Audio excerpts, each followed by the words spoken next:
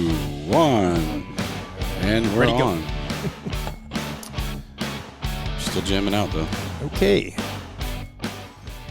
What's going on, Jerry? I Very feel like cool. I've seen you all week. Pretty much all week, right?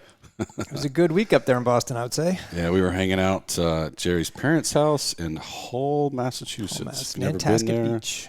yeah, you should try it out because it was awesome. It's like 15-minute ferry ride over to downtown Boston. Yeah. Something like that. Ferry and a water taxi if you want to do it that way. And a too, water right? That's how we got from the airport. We didn't touch a car to get to there. Yeah, to the house. It was great. Jumped on a boat.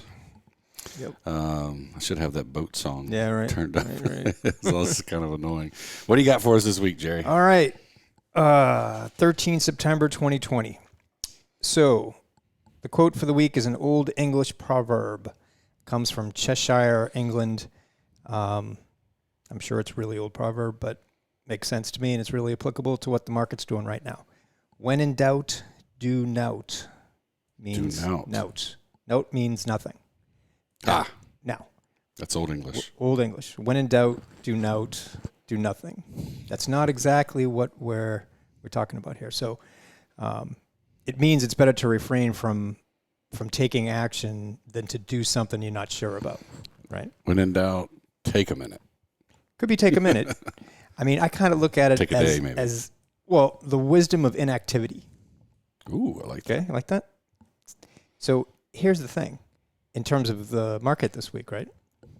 We're going to see it on the charts. You got the 10-day moving average rolling down, the 50-day moving average continuing to move higher, and the price somewhere in between. And all three stock funds are like battling for their 50-day moving average. So when we look at that and try to decide whether or not to reallocate in our TSP account, it's a very active doing nothing. Like, I haven't moved, right? I haven't done a reallocation, but I have a whole lot of stuff going on. But it looks like I'm doing nothing because I'm waiting for the market to tell me which direction it's going to go. So that, when in doubt, right? I don't know which way the market's going. So I'm not doing nothing, but Right. it's inactivity. Right. And it's, it goes back to just waiting to see what the market is doing, not making the assumption, not trying to make a crystal ball kind of, right. Not trying to guess, right? You have to know. Most people, because it's really hard to fight it, and most people don't really want to fight it because it's much more gratifying to guess and be right, right? I've tried that.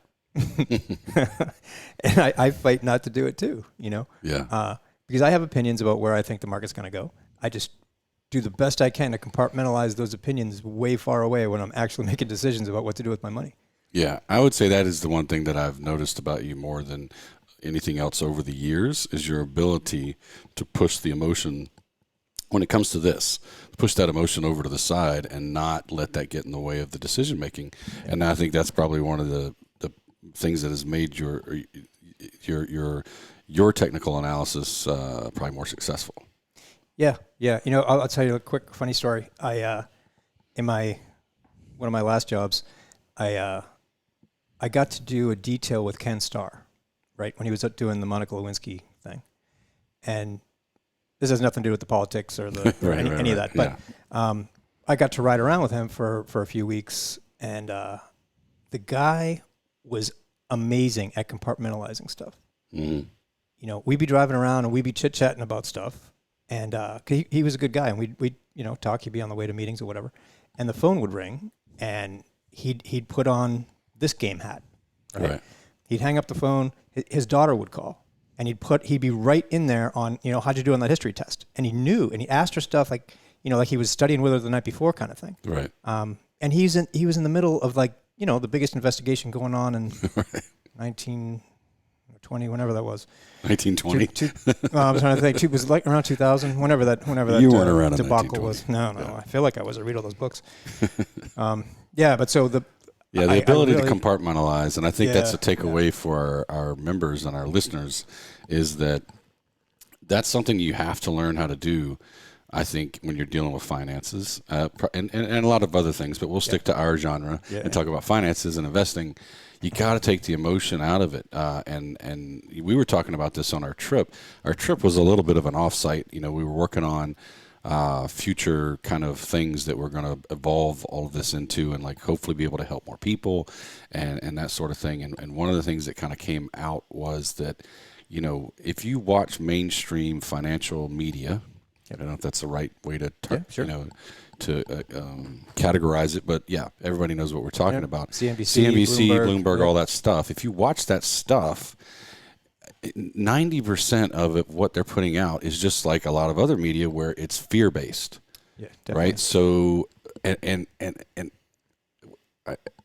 I would say, I think you probably agree, is that we're also being lied to a lot of the times. If not lied to, persuaded in the wrong direction. Meaning, because you have to keep finding the fear point, right?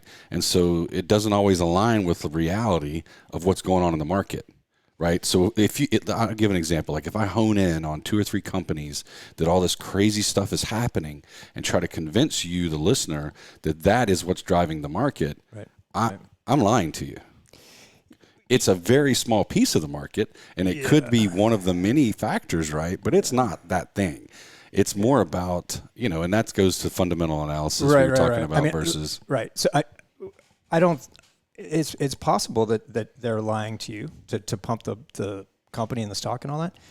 Maybe lying is a strong word. Yeah, it is kind of a strong word. It's a little bit more like propaganda or psyops. Well, I mean, there's definitely some of that, but there's also a big chunk of this thing that people they do fundamental analysis, and they believe that when these things are in place, if the price to earnings ratio is X, then the stock is undervalued, which means the price should go up. Mm-hmm. And it doesn't correlate all the time that way. And Zoom last week jumping 45% in one day is a good example. Tesla over the past month went up, I don't know how many hundreds of percent, and then came crashing down. And I think it stabilized. I'm not sure.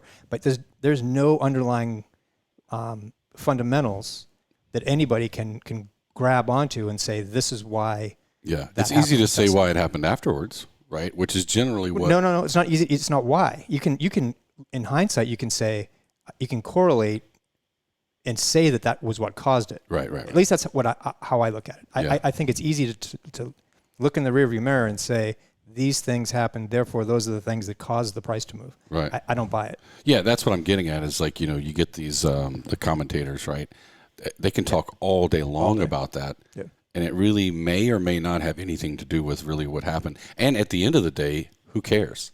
Like we've already passed that. So, I mean, I just kind of pointing this out because we had a few aha moments on our little offsite that was more about like for us, keeping one of the things that we're really working hard for you guys is to keep the transparency high as to what we're actually doing and why and how and all those things, and to stay out of the emotional part of it, that this is data-based, information-based, not crystal ball guessing. Right.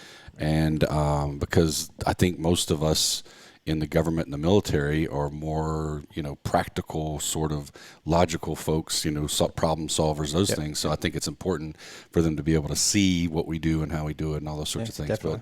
But yeah, didn't mean to get off on a tangent, but I think it's important that going back to the whole when in doubt, do nout that that plays into a lot of that. So where we can, if we watch these programs and we consume all this media and social media and all this hype, we kind of get the emotions involved and not really looking at the charts, right? The data. All right, let's get into the charts. So what we're gonna do, it was another volatile week. If you were watching it, it wasn't that bad, but it was pretty volatile. There was some pretty good ups and downs. If you were a tech investor, not so much TSP, but if you were a tech investor, it was a super volatile week. Last week was bad. This week, tech continued to struggle. Sorry. How do I do that? Tech continued to struggle. It was the worst week for tech since March. and tech is definitely pulling the broader index lower.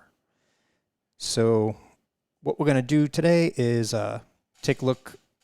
We're going to start with the 9-month daily charts and take a look at the support and resistance levels. Then we're going to take a look at what a correction over the next couple of months could look like. So it's possible that the high we had last week or the week before, it's possible that we're in the beginning of a correction or not. We got support at the 50-day moving average, but we'll see how it would look if it played out into a more significant correction. And then we're going to take a look at a little bit longer term view. So the media is pretty much fixated on the recovery since March, but no one's really looking at the bigger picture, and the broader pattern is much different than the daily pattern. So we're going to take a look at the 3-year weekly, and the pattern, which is clearly evolving, if not completed, is this expanding triangle pattern. And we'll take a look at that. And that'll probably be about it. The last thing I wanted to kind of talk about a little bit, if we have time, I got a bunch of email or messages this week that kind of bum me out because people are not getting the support they need from agencies, from their agencies, and it would be really good to figure out a way to kind of get the agencies to get more on board with TSP, and just in a general way that people understand, where their money is when they start, when they onboard, and yeah, it's crazy to us that there's not a more incentive, right, for the agencies to educate, but there just isn't, right? They really have no dog in the fight because they have nothing to do with our retirement. Our agency doesn't, right? Right. I mean, it's OPM and TSP. Right. Other than it's the right thing to do. That's right. The thing, Yeah. But how many people, if we did a poll of all the people listening, when you first came into the government or the military, how much time was spent telling you about the TSP, which is a significant part of your retirement? Yes. Zero. Very significant. Yeah, I got zero. Yeah. I don't know what somebody might get today. Yeah. I got a form. I don't even think I got a form. I don't think I got a form. Yeah. I got a couple notes here. We can talk about it at the end. Okay. So the first chart I wanted to do is just a quick one of it says 9-month daily. This is actually, I mislabeled this. This is a 6-month, not a 9-month chart of the C fund, and it's just the dots. So we've talked about how a really simple methodology here is to be in the stock funds when the dot is above the 10-day moving average, right? So that's the blue line on top.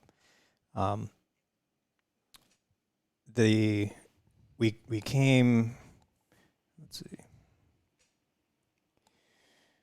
we topped out right here, and in one day we dropped last week below and closed below the 10-day moving average right there. So I gave it another day. It came down. It didn't do it on really big volume. I think we talked about it last week, and I just kind of held off. Market dropped, recovered a little bit, dropped again on Thursday, and on Friday it kind of came back a little bit. So you can see we got 3 days down here now at the 50-day moving average. So we get some really good support at the 50-day moving average. We had already been a little bit more than halfway out of the stock funds before it fell through the 10-day moving average. So I was happy to give it a little bit of room. I will not be happy to give it any more room than the 50-day moving average. So as you can see, goes below that. Goes below that. I'm out. I mean, it's again, it comes to your personal risk tolerance, but I'm out. So when it starts to get support at the 50-day moving average, ever since the recovery here that began in March, every time it's hit that 50-day moving average or come close to it, it's found support, and so the big question is, does the support hold here or not? Right. So again, I'm doing nout until we know which way the market's going to go. So if you are risky, if you're feeling, because I keep saying risk averse, I need the opposite of risk averse. It's really if you're feeling frisky. Now could be a great time to get into the stock funds, right? If you want to gamble a little bit on if you think the market's going to go up, if it is going to go up, this is a great time to get in because your risk is really low, because then if you get in and it drops below the 50-day moving average, you can always get out. Now, it's September 12th. It's early in the month because now you've blown the month if you do that. Yep. Right. So that's why we don't tend to do that, because you're out of options. Then you got to let it ride. You got to let it ride. Yeah. So anyway, it's a little bit easier to see sometimes. I know last week we did the whole thing on candlesticks, and the rest of the charts are going to be candlestick. But sometimes the dots just kind of take away the forest for the trees. Okay. So now we are into the 9-month daily charts and their candlesticks. So you can see here on the C fund, the support resistance line really is right here, right at about 3,400. You get the prior high. We came up through the prior high, which is great, right here, and we came crashing back down below it, but not too much, right? Picked up the 50-day moving average. We got some support, and you have to let it play out a little bit. There's just no way of knowing right now without guessing which way the market goes. So on Friday we had a reversal day. You can kind of see. Let's see. You can see right there. The last tick was an up day, and it reversed off the 50-day moving average. So if next week we can get back above the 10-day moving average, we're back in the stock funds. You know, it was just a little minor correction, and it's good. So we just need to see which way it goes. Okay. The S fund chart is almost the same, with one little difference being the S fund did not close above its 50-day moving average. So it reversed. It closed lower for the day, which we know when the candlestick is red, it closed lower for the day. But the big thing here is that it closed just a little bit below its 50-day moving average. So not enough to where it would make me sell, but it would be better if it was like the C fund where it reversed and closed above its 50-day moving average. So we got the C fund closing a little bit above, the S fund closing a little bit below, and we get the I fund also closing a little bit above, and it's still within this base on base pattern. So I kind of try to draw it out. You get the triangle on the left side of this pattern, right? Because you got the horizontal line on top, and you get the ascending bottom line on the bottom. So it's creating this triangle. You get the breakout, which was great, but then it instead of breaking out and going higher, it broke out and went into this horizontal pattern.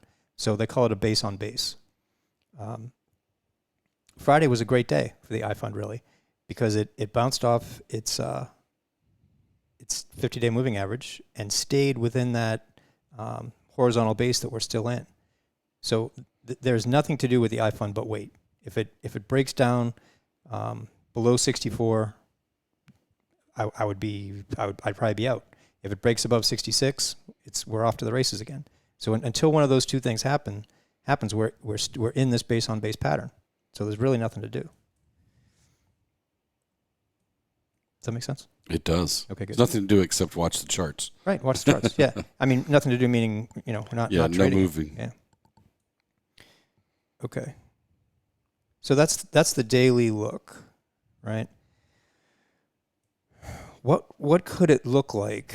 Again, this is the 9-month chart of the C funds. So from a pretty near-term perspective, what could a correction look like? So we've talked about Fibonacci's a lot. Is Fibs? Fibs, yeah, shorthand Fibonacci. yeah. 9 months with the Fibs. So Fibonacci is basically the software kind of builds this for me. So I want to know,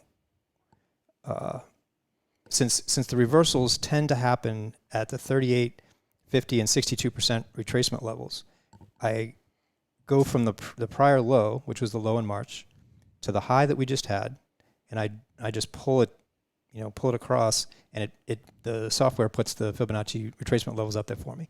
Nice. So ideally, we will get, that's the Fibonacci level. So you can see that the 38% is right there around 3,100. The 50% retracement levels around 2,900, and the 62% retracements around 2,700. So if you overlay that with the Elliott wave theory, right? You got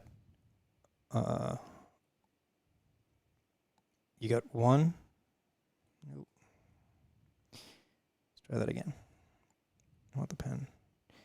You got 1, 2, 3, 4, 5. Okay. That's a bullish 5 waves forward. So if that count is correct, then the correction from that should be an ABC pattern, which would bring us to 2. So something like A, B, C, and that would be 2. And then we get 1, 2, 3, 4, 5 for 3, right? And then it would keep on going. So that's like the best case scenario in the 6-month time frame. Looking forward. So if those things hold true, generally speaking, that's the best case scenario as we go forward from October for the next 6 months. Yes. And just so everyone knows, we will come back around just like we did with the candlesticks, probably dig in a little deeper to the Fibonacci and to the Elliott wave. Some of you may be familiar with it. You can Google it and figure out, but they're ways of kind of interpreting the patterns. Right. You can search it on the site too, like our site. Yeah. There's some write-ups. I don't tag all of it as much as I should, but I do have some tags in there with Fibonacci's and a lot for Elliott wave. So if you look at this, we've had this correction, as far as it's gone. So we were at the high of about 3,600, and we're playing around here at that 3,400 level. So let's say it holds there at 3,400 and kind of goes sideways to up for a little bit, right? That would give us that B. It also fits with kind of every other pattern where if you get some kind of pattern like this off of a big move down, the next move is almost always down, and it works the same way the other way. But if we get some kind of week or too long, just sort of sideways to up movement like that, we'll end up drawing a trend line here, because if it breaks below that trend line, you're definitely out, because the next move is definitely down, which is not what we want to be. We don't want to be in the market then. Right. But then we're looking for the C, for the bottom of that C, because that's when we want to get bounce in. Up. Yep. Yeah. Once it hits, that is where we want to get in. Yeah. And so make sure we come back to this chart, like in November, December, this same one, and kind of recap that, so to see that if it holds historically correct, right? If it's like, because again, this is about the data and laying on these kind of pattern and trend identifiers, right? This is just one possibility, but for me right now, it's really Plan A. Because it looks like that's what's happening. It does. Again, it's also possible that if you connect these bottoms. I was going to say, what's the trend line? If that's Plan A, like what's the potential? Well, what's another potential? Yeah. Okay. So here's another potential. See the trend line that we need to figure out a better way to do this, but the trend line that I just drew connects 2, 4, and A, where we are now, basically, right? So we're on the 50-day moving average. If it bounces off that 50-day moving average and keeps going like that and continues to follow the trend line, it could do that, right? And we wouldn't have. Basically, what that means is we haven't hit the 5 yet, so we would go back and redo the count. Right. So that wasn't the 5. Right. If that happens. If that happens, then that's right. So it still holds true. It's just we may not be back. I always think of like backing away from the chart or zooming in, and so we may not have zoomed out enough to go, oh, whoop, that's not really the 5. When the 5 hits, it's still going to do that pattern. It is. It will At do some that point, pattern. It's going to do the pattern. It's just that might not be the 5. Right. And you'll know that because it bounces off the 50-day bounces off 50 and kept going. Yeah. Cool. Okay. It's sinking in. Good. Yeah, it sounds like that's awesome. Yeah. Good. So what we've done so far is look at the 9-month for the 3 stock funds, and then we get the Fibonacci's and what a possible correction could look like. So the last thing I want to do with the charts is put this thing in a broader perspective. So first thing is the ideal of this broader perspective. Okay.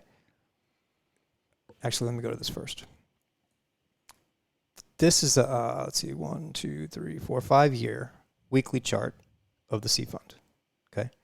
What it's creating here is a broadening triangle. They call it a megaphone pattern. Okay. So we started down here at 2018. So we are 1, 2, 2.5, almost 3 years into this broadening triangle pattern. It's a long-term pattern, and it's one of the worst ones. Worst because you never know when you're out of it. Okay, you have a top here, which was if you remember at the end of or the beginning of 2018, it was a pretty significant top. We had a little correction. We had a new high, right? Then we had the big what at the time was a big ABC correction in 2018 that took us to the low. So 2018 was kind of a bad year for pips because the market tanked at the end of the year. So we got a lower low here, lower than this low. This high was higher than this high. Okay, so that sort of began this pattern. The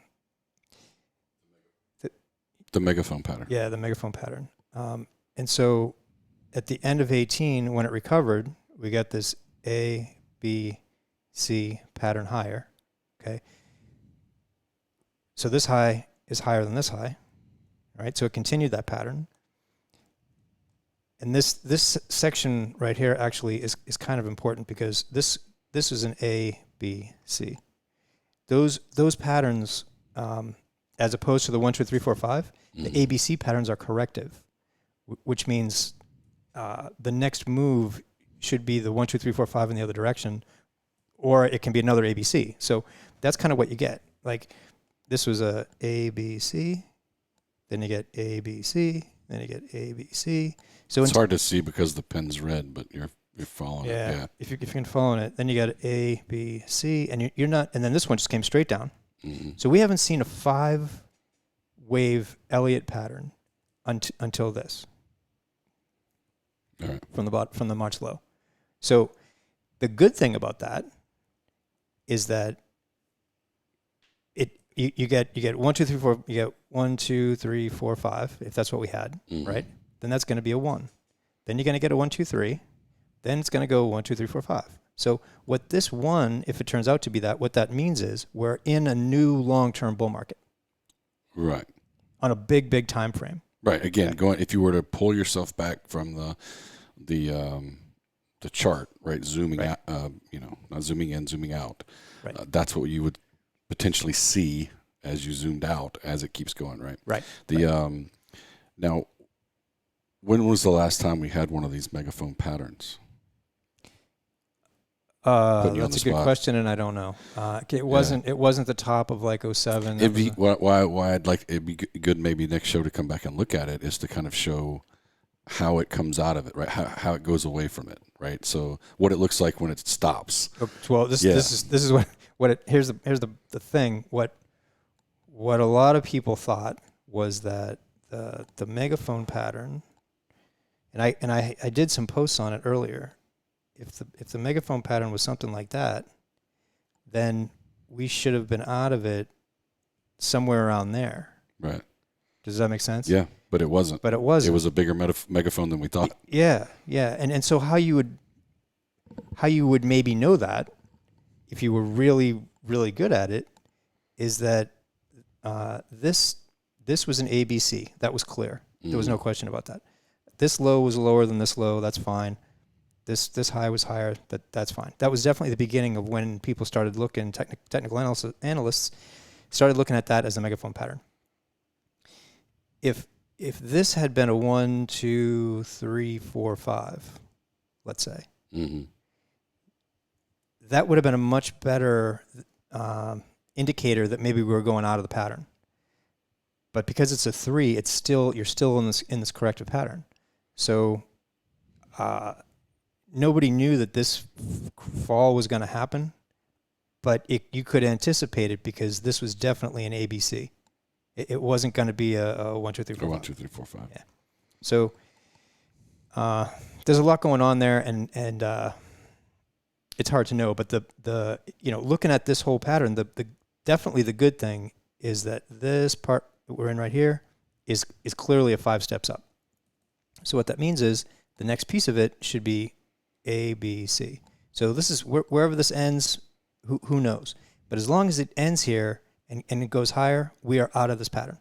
That would definitely be, we would know we're out of that pattern, and we're going higher. If we get like a 1, 2, 3, 4, 5, yeah, then we might still be then in the we're megaphone. still in the pattern, right? Yeah. I mean, that's what I mean. If this stuff works in hindsight, it's not a crystal ball. It's just not. So that's why we said at the beginning, the best case scenario over the next couple of months is this ABC. Right. Because if that happens, then we know that going forward from there, it goes that way. That's why that was the best case scenario. And then, we are definitely out of that pattern if this is what we see.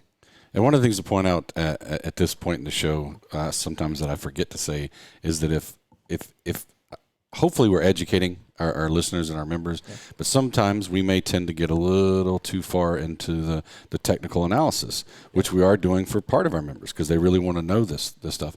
But I always want to remind folks that, again, potentially if you're not a member of our site, that this is where you can go, you know what, Jerry, I'm going to let you do that part, right? Yeah. Because that's really the benefit of being a member of our site is we can do our best to educate you, and you can kind of check the charts. But if you really want to just validate and go, okay, I know that this is the right decision because here's what Jerry did, right? And so we share those allocations and we send out the alerts. And then you might not want to look at the charts this week or for 2 weeks because you're on vacation or work's too much or kids are going back to school. Leave that up to us and the site. And anyway, always trying to make a little pitch for the site, but I think that's really the key difference because I do have people ask me, what if I know how to do this? Well, great. Absolutely. Then do it. But the benefit is then that you've got some validation. You've got another one to look at to go, okay, yeah, that is what I was thinking. I do agree. It's exactly what I do. It also says right. I do the same thing. That's where I was going to end up with is you have your validation, but your members. You're a member of other sites that allow you to go. Yep. We're all kind of on the same sheet of music, and it helps validate your thoughts. Or you don't have time for all this, right? You just don't, and you're just like, where should I move my money? That's really probably 50 to 60% of our members of the site are just like, man, I don't have time for this. I got a day job, I got a life, I got this. And so, great, we'll send you an alert, tell you when to move your money. Don't worry about the charts. We're looking at the charts. That's what we're doing, right? That's what we're doing. That's what we're here for. Yeah, all right. Enough plugging the site. Yeah, so that's pretty much what I got for the charts for this weekend. So like we said, the just to circle back to the couple of comments that I got earlier this week, we kind of already talked through what my notes were, but I just wanted to throw out there that when you onboard, people just don't know, right? And so in September 2015, so prior to September 2015, if you onboarded to the government, the default funds was the G fund. So you would automatically get put in the G fund. Right. Your 1%, which is like a checking/savings account, lowest interest rate you can imagine, but it's not zero. It's not zero. It's way high. Well, the quick story about that is it's basically a 30-year bond rate, 10 to 30-year bond rate, with the flexibility of a savings account. So it's actually a really, really good fund because you can move in and out of it every day, but you get interest as if it was like a 10 to 30-year bond. So it's really good. It's a good deal. It's a great deal. It's a great place to park. But you're not making a lot of money. Yeah, it's a great place to park your money when you want to be safe. So that's the G fund, and generally that's the default when you come in to the military or to civilian government. Yeah, it was the default until September 2015. And there was this law that was called the Smart Savings Act that was passed at the end of 14, went into effect in 15. And so now the government puts you in whichever L fund is appropriate for your age. Oh, those dirty L funds. I don't want to get into all that, honestly, right now. We're going to do a whole show on L funds, man. Yeah. But that's what. So now the default is whichever L fund your age, and I don't even know how they do it, because obviously the L fund you want to be in is the one where in the 5-year gap that you expect to retire in. Right. So how would they? I guess they're guessing based on your age when you would come in or whatever. Yeah, we can get into that another show. If you want to get kind of an insight into our feelings on the L funds, we have some good articles, and I'll try to start doing a better job of putting those in the notes on the YouTube channel. We can't really do that on Facebook, links to stuff. But anyway, so we'll try to start linking to some of that stuff in the show notes on the YouTube channel. If you don't know, we created one of those, so you can go there. But anyway, we already got some info on the L funds, but it's important to know so that's the default now. So if I came in right now, it'd be like 2065 or one of the, because it goes every 5 years. 5 years now. Right. Yep. So one of those would be, and that means most of my allocations Are in the stock funds. Regardless of what the market's doing. Correct. That's the problem. Yes. So what the reason that the government went to a default L fund rather than the default G fund is that the G fund basically doesn't grow. It's a savings account. It's not growing. There's no risk there by law. There's no risk, but it's not really growing. So if you come in and you have no education about how the TSP works, which was the comments that I was getting was that, hey, I don't even know where my money is. I mean, I get the agency does this 1%, and I heard that I should put in 5% to get the matching, and that makes sense. But I never did a username and password, and I don't know, and I got a life and a job, and I'm not following that stuff. And I wake up 10 years later into my career, and somebody tells me about this thing, or I hear about it on I run across the site on Facebook or whatever. Yeah. And I'm like, hey, let me go check out and see what I got, and you can see that it didn't grow at all, right? Right. So the thing that kind of bums me out is it's not that I think the agency should hold you by the hand and help you manage your TSP. It's not really their job. No, it's not their job. But if you haven't been exposed to it enough, I would just like it for you to say, for the individual employee to say, you know what, I don't have the time, screw it. I don't feel like doing it. Right. Then you've opted out. That's fine. Yeah. But if you don't know about it, that's not right. Yeah. I mean, I'll put 80% of it has to be on the individual, because you got to go out and look. It's on you. But still, the agency oughta, especially when you're onboarding. The reality is, we're not thinking about retirement when we onboard.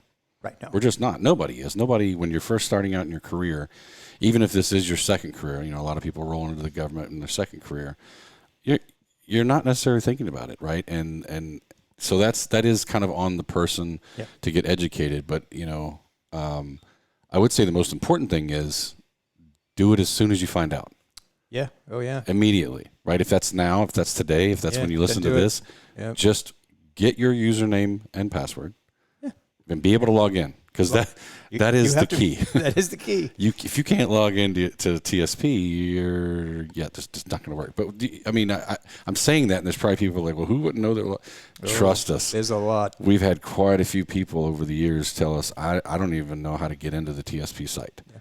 And that can't be, because I mean, this is your retirement. Yeah. This is the only way you're going to be able to retire and live, off your retirement. I mean, it's the military too. At least if you're CSRS, great, right? Yeah. If you came out Lucky with 81%, yeah, great.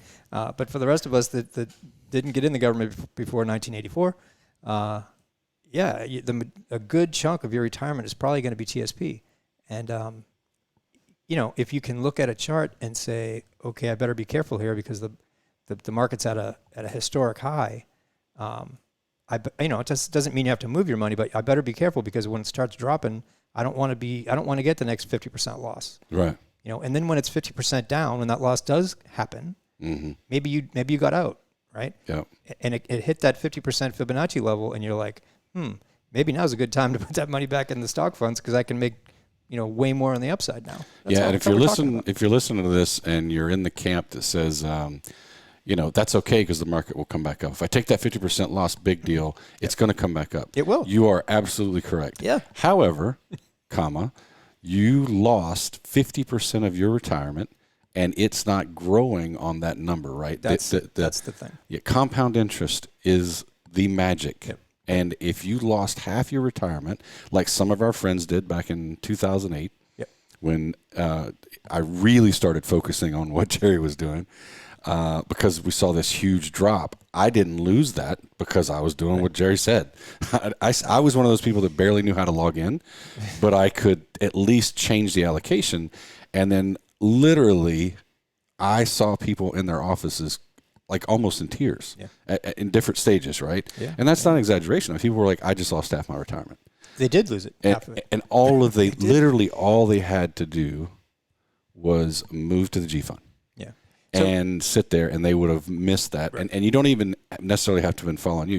I'm sorry to cut you off. No, but the point is, like, even if you'd educated yourself just enough to know the 10-day moving average rule, you would have seen it, and you would have said, I'm out, especially if you're really risk averse. But anyway, to say that don't worry about it, the market will come back up, it's just short-sighted is not even the word, right? It's like you have to save those chunks because that's what that's how the snowball happens. That's how the snowball works, right. Yeah. So, unfortunately, we're arguing against the conventional wisdom. And we're going to keep arguing. We are going to keep arguing on that. Yeah. If you guys wonder why we do this, that's it. Because both of us spent all these years in the government. I mean, Jerry just got 35 years or something like that. Just about. Yeah, and I did just about 30, 20, it's just about 30. So anyway, the point is like we know, we feel the pain. Yeah. And we went through all of this, and we decided that it doesn't have to be that way. And if all it takes is a little website and some, podcasting or whatever to start getting the word out, because there's just not that many people saying what we're saying out loud. This is not normal. No, it's not. Yeah, first of all, you're not getting any advice, right? That's why I wanted to talk about this thing in the first place. The financial investment market or whatever is not. They're not looking. You know why they don't look at TSP members? Is because they can't make the moves for you. Right? They can't manage your money. They can't manage your money. You have to manage your money. So what you have to have is something like this that gives you some help, some education, some support, some validation. Right.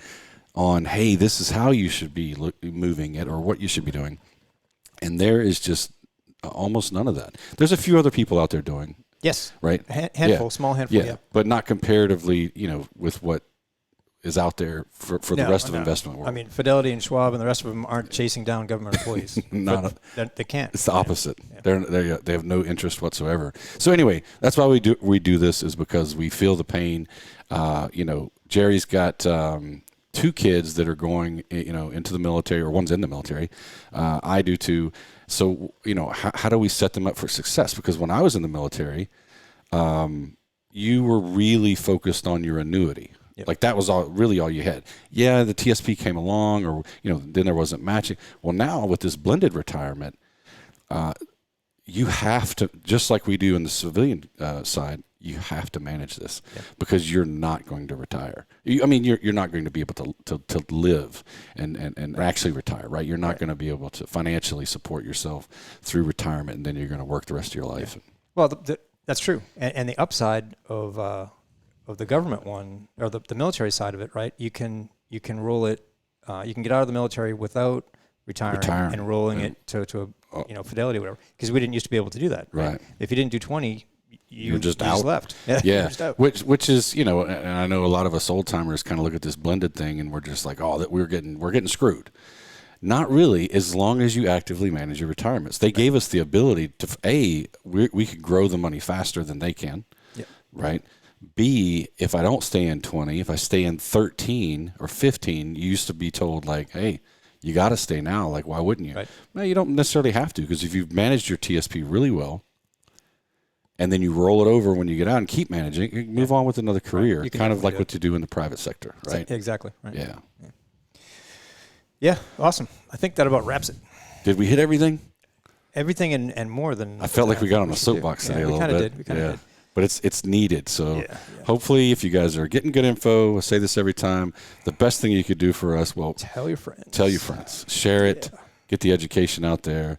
Other than that, any last words? I think we're good. We're ready for the outro. All right, have a good week. I always like saying that.